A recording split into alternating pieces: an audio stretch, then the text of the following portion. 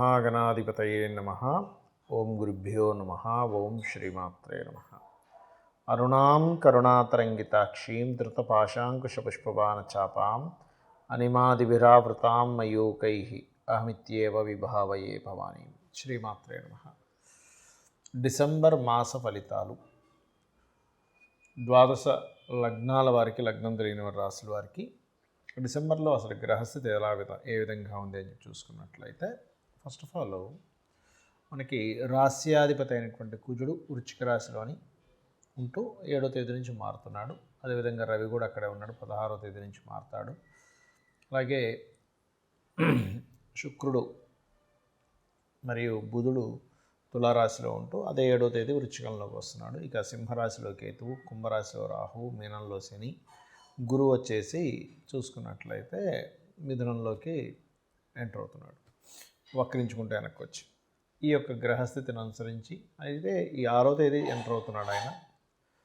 ద్వాదశ లగ్నముల వారికి, లగ్నం తెలియని రాశుల వారికి ఏ విధంగా ఉండబోతుంది, ఏ విషయాల పట్ల జాగ్రత్త తీసుకోవాలనేటువంటి అంశాలు ఒక్కొక్కటిగా తెలుసుకుందాం. అయితే ఈ విషయాలు చెప్తుంది నేనైనప్పటికీ కూడా చెప్పిస్తుంది సాక్షాత్ లలిత అమ్మవారిగా చెప్పిస్తుందనే భావంతో తెలుసుకుందాం. తులవారికి కనుక చూసుకున్నట్లయితే మీ యొక్క రాస్యాధిపతి 2వ స్థానంలో ఉంటున్నాడు.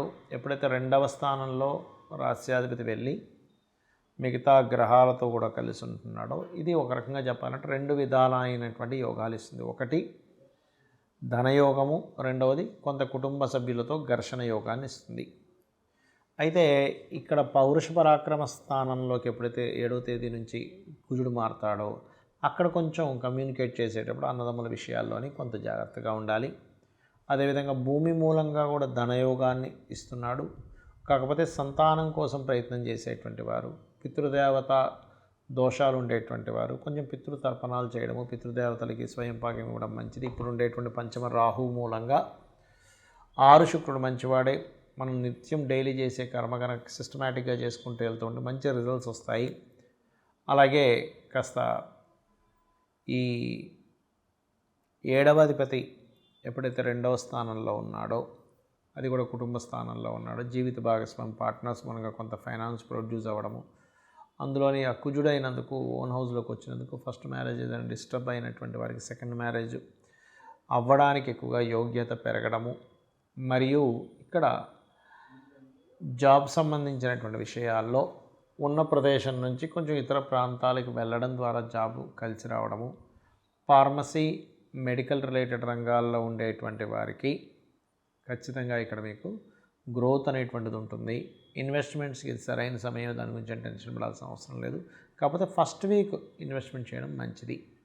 ఇక మీరు నిత్యము చేయవలసిన దేవతారాధన, ఎక్కువగా దుర్గాదేవిని ఎక్కువగా స్మరించుకోండి. ఎంత దుర్గాదేవి యొక్క ఆరాధన చేసుకుంటే అంత మంచిది, గుర్తుపెట్టుకోండి. ఇక మీరు దుర్గారాధన, చండీ పారాయణం వినడము, చదవడము, లేకపోతే ఏదైనా ఒక బీజాక్షరం చండీదేవికి సంబంధించింది, దుర్గాదేవికి సంబంధించిన బీజాక్షరాల దగ్గర కనుక ఎవరి దగ్గర గురువు గారి దగ్గర తీసుకుంటే దీనివల్ల ఏమవుతుందంటే తీసుకొని చేసినప్పుడు 5వ స్థానంలో పంచమంలో రాహు ఉన్నందుకు అనవసరమైన ఆలోచనలు, ఏదో భయం, ఇటువంటివన్నీ కూడా తొలగిపోతాయి. కాకపోతే రాహు ఉన్నందుకు సినిమా ఫీల్డ్లో వాళ్ళకి కొత్త అవకాశాలు వస్తాయి. చాలామంది నన్ను అడుగుతున్న విషయం ఏంటంటే, మీరు గోచార ఫలితాలు చెప్తున్నారు, ఈ గోచార ఫలితాలు కాకుండా మనం వార ఫలితాలని, మాస ఫలితాలు చెప్పుకుంటూ ఉంటాం కదా, అసలు పర్సనల్ చార్ట్ మూలంగా ఎటువంటి జాగ్రత్తలు తీసుకోవచ్చు, ఎటువంటి విషయాలు తెలుసుకోవచ్చు అని నన్ను చాలామంది అడుగుతున్నారు. అదేమిటంటే, ఫస్ట్ ఆఫ్ ఆల్ మనం పర్సనల్ చార్ట్ తెలుసుకోవాలంటే మనకి లగ్నము, నక్షత్రము, రాశి, గ్రహస్థితులు ఎలా ఉన్నాయో తెలుసుకోవాలి. ఇది తెలుసుకోవాలంటే మీరు పుట్టిన తేదీ, నెల, సంవత్సరము, సమయము, ప్రాంతము కావాలంటే మీరు ఏ ఊరిలో పుట్టారు, ఏ సమయంలో పుట్టారు, ఏ తేదీలో, ఏ నెలలో, ఏ సంవత్సరంలో పుట్టారు. దానివలన మీ యొక్క గ్రహస్థితి అంటే మీరు పుట్టినప్పుడు ఉండే లగ్నం నుంచి గ్రహాలు ఎక్కడెక్కడ ఉన్నాయి, మనం పూర్వజంలో చేసుకున్న కర్మల మూలంగా ఆ గ్రహాలు అక్కడ స్థితి పొంది ఉంటాయి. అంటే కొంతమంది చూడండి ఫైరీ నేచర్ ఉంటారు, కొంతమంది ఎమోషనల్గా ఉంటారు, కొంతమంది అంటే ఒక్కొక్కరు ఒక్కో మనీ మైండెడ్ ఉంటాయి, good communicators, very strong, very fiery, కొంచెం ఎమోషనల్గా ఉండేవాళ్ళు, ఆర్టిస్టిక్ నేచర్ ఉండేవాళ్ళు, ఎక్కువ గొడవలు పెట్టుకునేవారు, సోషల్గా ఉండేవారు, సీక్రసీగా ఉండేవారు, ఎక్కువ స్పిరిచువల్గా ఉండేవారు, ఎక్కువ వర్కాలిక్గా ఉండేవారు, బిజినెస్ మైండెడ్తో ఉండేవారు, సేవాతత్వంగా ఉండేవారు, ఇట్లా రకరకాల వ్యక్తులు ఉంటారు. అది అసలు మీరు ఏమిటి, అసలు అలా ఉండడం వల్ల మీకు లైఫ్లో బాగుంటుందా బాగోదా అనే విషయాన్ని మీ తత్వం ఏంటని వెరీ క్లియర్గా జాతకం చూసి చెప్పచ్చు. బట్ డేటు, టైము, ప్లేసు ఇవి పర్ఫెక్ట్గా ఉండాలి. దానివల్ల ఎక్కడ డ్రాబ్యాక్ అవుతుంది, నేను ఏం చేస్తే బాగుంటుందని తెలుస్తుంది. ఇక రెండో పాయింట్ ఏంటంటే ఇక్కడ మీ ధనం, ఈ ధన సంబంధించిన విషయాల్లో చాలామంది చూడండి ఏదో చదువుతారు, ఎక్కడికో వెళ్తారు, అది వర్కౌట్ అవ్వదు, లైఫ్లో చాలా సంవత్సరాలు వేస్ట్ అయిపోతుంది. అసలు ఎందులో బిజినెస్ చేస్తే ఇప్పుడు ధనభావాధిపతి ఎవరయ్యారు, అది మెడికలా, ఇంజనీరింగా, లేకపోతే ఫుడ్ రిలేటెడ్ సంబంధించిందా, ట్రాన్స్పోర్టింగ్ రిలేటెడా, రీసెర్చ్ రిలేటెడా, స్కూల్స్ పెట్టుకోవాలా, కాలేజెస్ పెట్టుకోవాలా, లేకపోతే ఓన్గా చేసుకోవాలా, జాబ్ చేయాలా, లేదా ఇక్కడ చేయాలా, వేరే దగ్గరికి వెళ్తే బాగుంటుందా, విదేశాలకు వెళ్తే బాగుంటుంది, ఇవన్నీ కూడా మీ ధనాధిపతి చెప్పేస్తాడు. అలాగే సిబ్లింగ్స్తో ఎందుకు గొడవలు అవుతున్నాయి, మీరు ఏదైనా ప్రారంభించేటప్పుడు ఎందుకు ఆ ప్రారంభించేటువంటి అంశం లేట్ అవుతుంది, మీరు ఆ ప్రారంభించేటువంటిది ఏదైతే ఉంటుందో దాన్ని మీరు ఏ దేవతా ఆరాధన చేస్తే మీకు స్టార్టింగ్ ప్రాబ్లం కొంతమందికి ఉంటుంది. అలాగే మీరు ఏ డైరెక్షన్లో ఉండే గృహంలో, అంటే మెయిన్ డోర్ ఎక్కడుంటే, మీరు ఎటువంటి దాంట్లో ఉంటే అది మీకు, ఎందుకంటే వాస్తు మనకు కొంత సపోర్ట్ చేయాలి.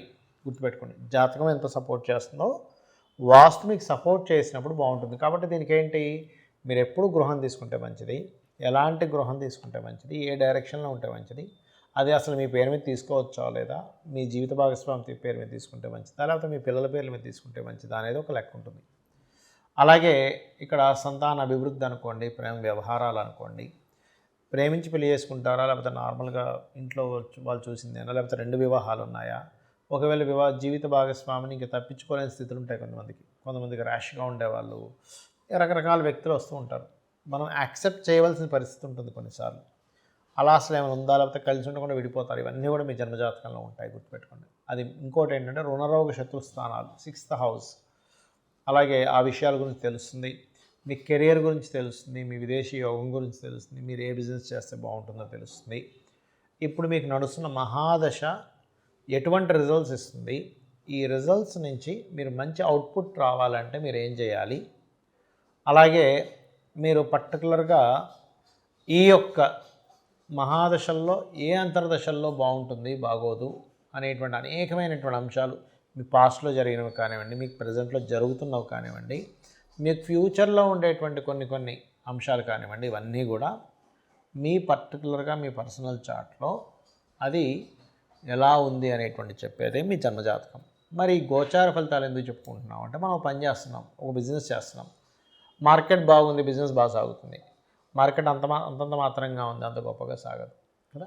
అంటే ఏంటి, ప్రకృతిలో ఉండేటువంటి వాతావరణం కావచ్చు, బయట ఉండేటువంటి మార్కెట్ కావచ్చు, ఇవన్నీ కూడా మీకు పర్టికులర్గా ఏం చూపిస్తాయి అంటే, వెరీ క్లియర్లీ మీ జాతక చక్రంలో మీకు ఎంతవరకు సపోర్ట్గా ఉందని చెప్తుంది.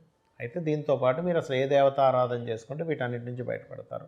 మరి జాతకం లేదండి, అసలు ఏ గోచారం, ఏ లగ్నం, ఏ రాశి కూడా తెలియదు అన్నవారు రెగ్యులర్గా లలితాసహస్రనామాలు చేసుకోండి. అయితే ఇప్పుడు ప్రజెంట్ నడుస్తున్నటువంటి గోచారంలో యాక్సిడెంట్స్ అనుకోండి, విపత్తులు అనుకోండి, రకరకాలు జరుగుతున్నాయి. దీని నుంచి ఎవరికి ఎటువంటి ఇబ్బంది కలగకుండా ఉండాలి, లైఫ్లో బాగుండాలి అంటే మీరు చేయవలసింది ఏమిటి అంటే, సింపుల్గా ఏం లేదు, మీరు గుర్తుపెట్టుకోండి, మీ యొక్క ఇంటికి దగ్గరలో ఏదైనా ఆలయం ఉంటే రెగ్యులర్గా వెళ్ళడము, శని, రాహు, కుజ, గురు, ఈ 4 గ్రహాలు గుర్తుపెట్టుకోండి, ఈ 4 గ్రహాల దగ్గర దీపారాధన చేయండి. మీరు ఎక్కడికైనా బయటికి వెళ్ళేటప్పుడు ఒక్కసారి మీ ఇష్టదైవాన్ని తలుచుకోండి. మీ ఇష్టదైవం ఎవరు, శివుడా, విష్ణువా, నారాయణుడా, అట్లా మీ ఇష్టదైవాన్ని తలుచుకొని బయలుదేరండి. ఖచ్చితంగా మీకు ఇబ్బంది అనేటువంటిది కలగదు, గుర్తుపెట్టుకోండి. అదేవిధంగా గోశాలకు వెళ్ళడము, చండీ పారాయణం చేయడము, అదేవిధంగా దుర్గా అష్టోత్తరం చదువుకోవడం, ఇవి చేయండి, ఖచ్చితంగా మీకు బాగుంటుంది. శ్రీమాత్రే నమః.